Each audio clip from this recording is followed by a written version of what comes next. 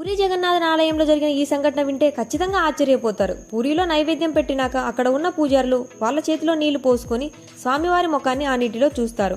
ఆ నీటిలో స్వామివారి ముఖం కనిపిస్తే స్వామివారు నైవేద్యం స్వీకరించినట్లు అని 1890లో ఒకసారి స్వామివారి ముఖం ఆ నీళ్లలో కనిపించదు. దాంతో భయపడిపోయిన పూజారులు అప్పటి రాజు దగ్గరికి పోయి చెబుతారు. అప్పటికి ఆ రాజు అక్కడికి వచ్చి వేరే రుచికరమైన వంటలు చేయిస్తాడు.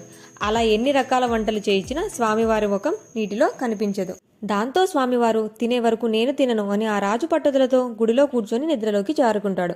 అప్పుడు తన కలలో ఆ జగన్నాథుడు ప్రత్యక్షమై, రాజా, పక్క వీధిలో వేదమాత అనే ముసలావిడ ఎంతో ప్రేమతో నన్ను పిలిచింది కాబట్టి తన ఆహారం తినడానికి తన కుటీరానికి వెళ్ళాను. అంతేకాని మీరు పెట్టిన ఆహారం నచ్చక కాదు, నాకు వెంటనే నైవేద్యం పెట్టండి అని అడుగుతాడు. వెంటనే ఆ రాజు నిద్రలోంచి మేల్కొని పూజారుల చేత మళ్ళీ వండించి మళ్ళీ నైవేద్యం పెట్టిస్తాడు. అప్పుడు స్వామివారు ఆ నైవేద్యం స్వీకరిస్తాడు. అప్పుడు ఆ స్వామివారి ముఖం